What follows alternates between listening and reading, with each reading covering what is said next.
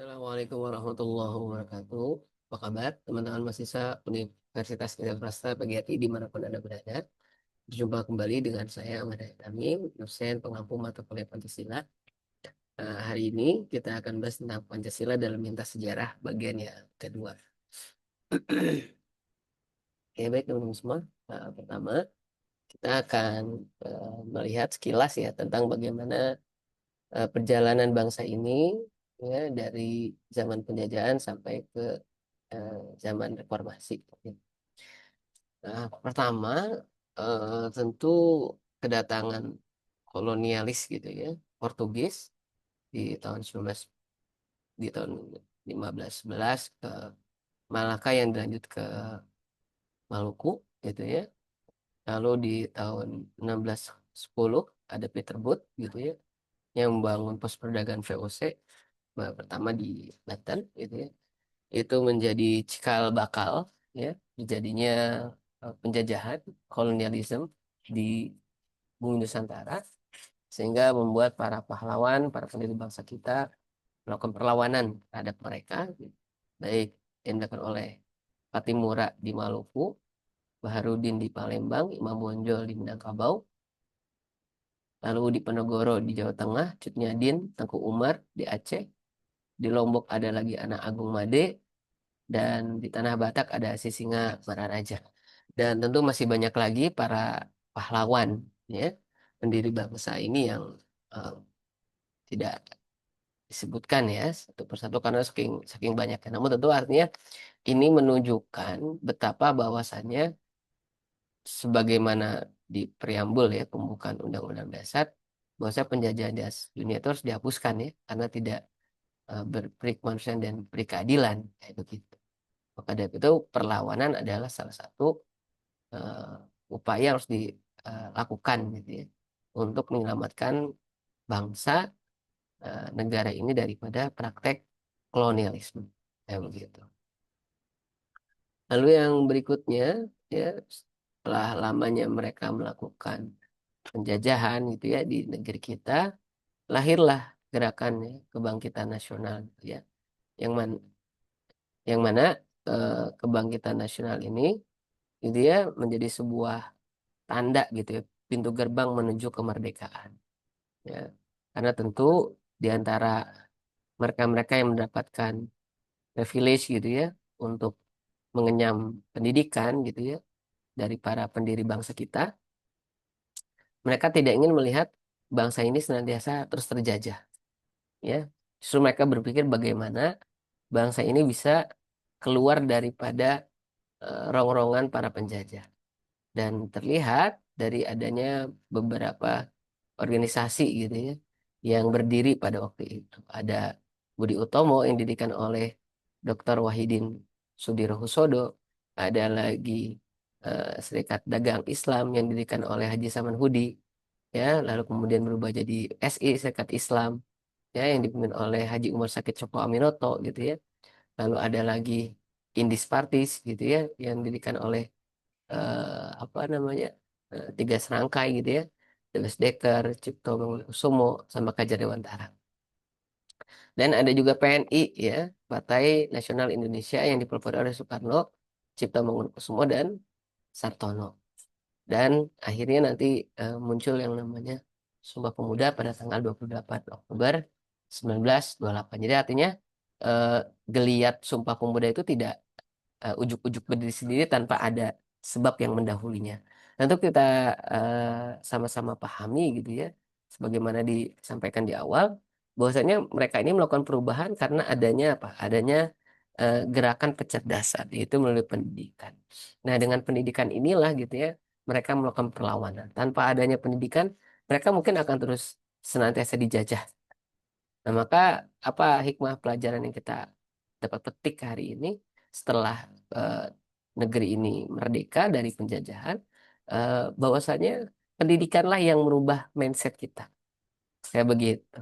Bahkan selain yang tercatat di sini gitu ya, di tahun 1912 ada Muhammadiyah ya yang didirikan oleh Ki Haji Ahmad Dahlan gitu ya, yang salah satu core ya daripada organisasi adalah pendidikan yang hari ini berusia 113 tahun gitu ya, dan ada juga taman siswa yang didirikan oleh Ki Hajar Dewantara gitu ya.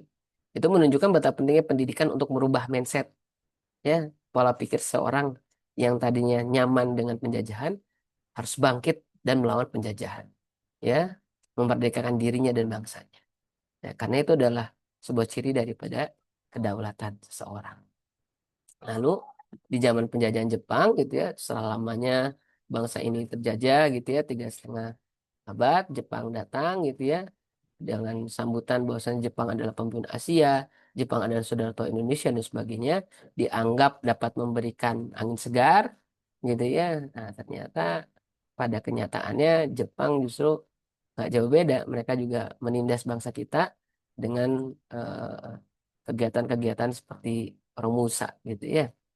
Eh, Nah, ada hal yang sangat eh, menjanjikan atau menjadi trigger bagi bangsa ini yang membuat eh, mereka mau gitu ya, apa namanya, eh, bersama-sama Jepang untuk merebut kemerdekaan. Apalagi Jepang ingin memberikan kemerdekaan bagi Indonesia tanpa syarat gitu ya.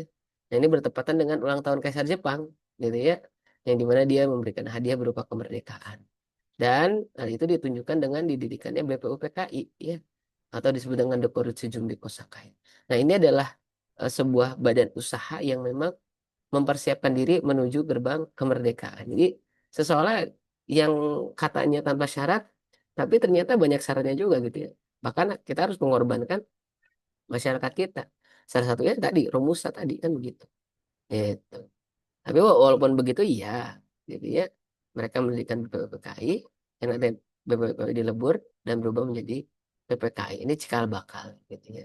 Sampai pada akhirnya di tanggal 17 Agustus 1945 diproklamirkan kemerdekaan Indonesia ya, dan di 18 Agustus diresmikan Pancasila dan Undang-Undang Dasar 1945 sebagai landasan hukum di eh, Republik Indonesia. Nah, setelahnya Indonesia memproklamirkan kemerdekaan, ya, eh, Jepang dan sekutunya membombardir Hiroshima dan Nagasaki, gitu ya, dan akhirnya Jepang menyerah pada Belanda, ya, tanpa syarat dan mencuci seluruh senjatanya. Belanda kembali ke Indonesia, ya, melakukan agresi militer yang kedua. Nah, di tahun 1946, gitu, ya, setahun setelahnya dibentuk yang namanya Perjanjian Linggarjati. Ya, di sini ada beberapa poin, di antaranya Belanda mengakui wilayah Indonesia yang mencakup Jawa, Sumatera, dan Madura. Jadi Indonesia itu cuma itu aja, ya, Jawa, Sumatera, dan Madura. Nah, Belanda harus meninggalkan Indonesia sebelum tanggal 1 Januari 49. Ya, ini klausul yang pertama. Klausul keduanya, Indonesia dan Belanda setuju membentuk negara serikat yang bernama RIS, Republik Indonesia Serikat. Nah, negara Indonesia Serikat ini terdiri dari RI, Kalimantan, dan Timur Besar. Gitu ya. Serta pembentukan RIS ini dilangsungkan sebelum 1 Januari 1949. Lalu yang ketiga, RIS dan Belanda akan membentuk Uni Indonesia Belanda yang dipimpin oleh Ratu Belanda. Jadi artinya meskipun Indonesia sudah merdeka, katakanlah gitu ya, sudah memproklamirkan, tapi Indonesia masih menjadi bagian daripada kekuasaan Kerajaan Ratu Belanda. Ini menunjukkan ya bahwasanya Indonesia belum menjadi negara yang berdaulat. Nah, lalu ada lagi perjanjian Renville gitu ya, pada 1947, setahun setelahnya gitu ya. Yaitu pembentukan Republik Indonesia Serikat ya, dengan segera. Ini ada tuntutan desakan gitu ya. Republik Indonesia merupakan negara bagian RIS ya. Belanda tetap menguasai seluruh Indonesia sebelum RIS terbentuk. Ya, wilayah Indonesia yang diakui Belanda hanya Jawa Tengah, Jogja, dan Sumatera. Kok tadi kan Sumatera, Jawa, dan Madura ya. Nah, sekarang lebih kecil lagi gitu ya. Hanya Jawa Tengah, Jogja, sama Sumatera gitu. Madura enggak dan sebagainya gitu ya. Wilayah kekuasaan Indonesia dengan Belanda dipisah oleh garis demarkasi yang disebut dengan garis Van Mook. Jadi artinya begini ya teman-teman. Artinya memang justru Indonesia malah semakin tertekan, semakin terhimpit gitu. Dengan adanya perjanjian yang tidak menguntungkan Indonesia sendiri.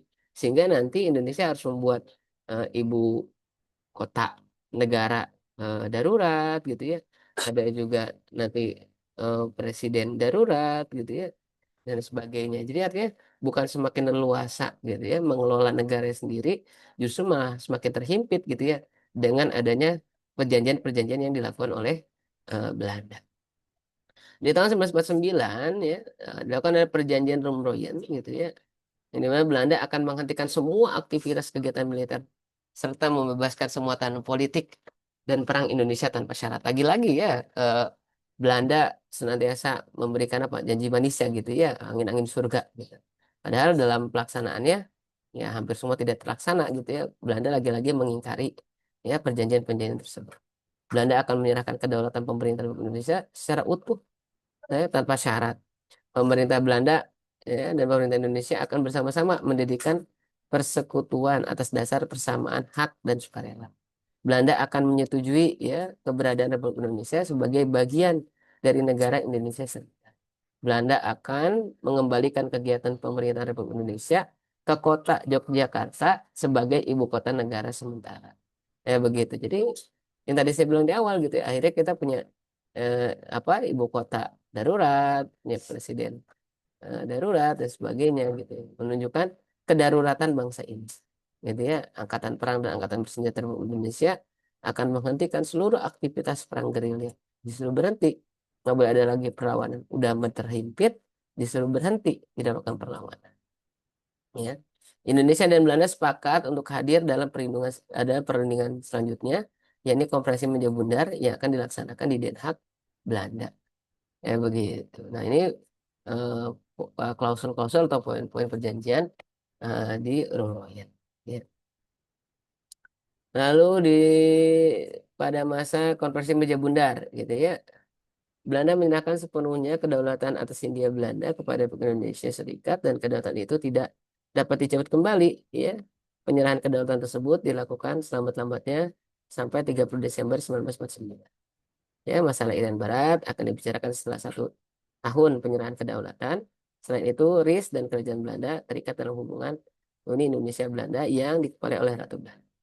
Kapal-kapal Belanda akan ditarik kembali dari Indonesia dengan catatan bahwa beberapa korvet atau kapal perang kecil akan diserahkan kepada RIS.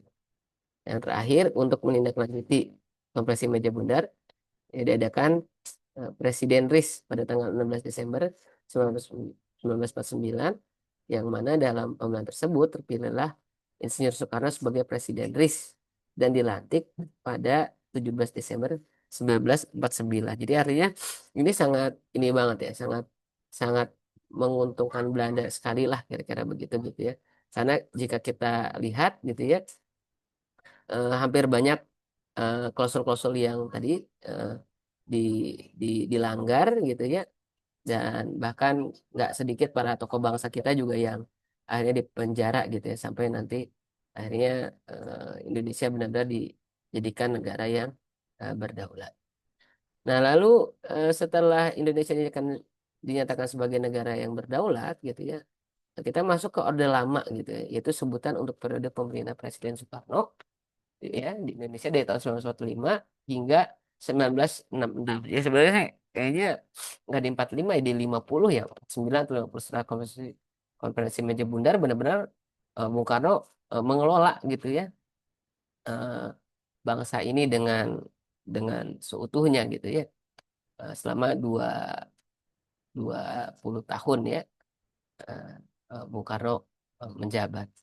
Nah, ada hal-hal yang menarik gitu ya dari masa pemimpinan Bung Karno. Yang pertama, sistem pemerintahan Indonesia mengalami perubahan sistem pemerintahan dari demokrasi parlementer yang sifatnya liberal kepada demokrasi terpimpin.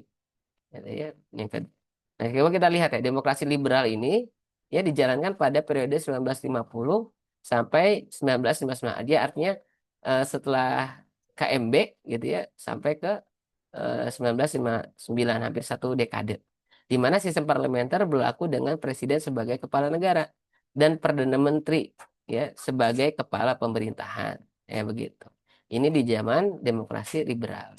Sedangkan di zaman demokrasi terpimpin diterapkan pada setelahnya 1999 ditandai dengan kekuasaan yang terpusat pada Soekarno. Jadi artinya ya semua ketetapan ya ada di presiden gitu ya. Bung Karno menjadi pusat gitu ya, menjadi epicentrum gitu ya dalam segala kebijakan dan keputusan dalam negara. Jadi udah nggak lagi perdana menteri gitu ya, kayak begitu. Kalau sebelumnya di zaman demokrasi liberal itu ada perdana menteri yang mengatur gitu ya. Nah, kalau sekarang balik lagi ke Bung Karno. Nah, lalu yang berikutnya ada konsep ya untuk menyatukan perbedaan ideologi politik, maka dibentuklah Nasakom, nasionalis, agama dan komunisme. Nah, ini yang digaung-gaungkan oleh Bung Karno. Gitu. Lalu Indonesia menjalankan politik luar negeri bebas aktif yang tidak memihak blok barat maupun blok timur selama Perang Dingin. Ya, ini menunjukkan ya bahwasanya Indonesia sudah mulai berdaulat. Kenapa? Karena tidak lagi terkungkung pada kepentingan negara luar gitu ya.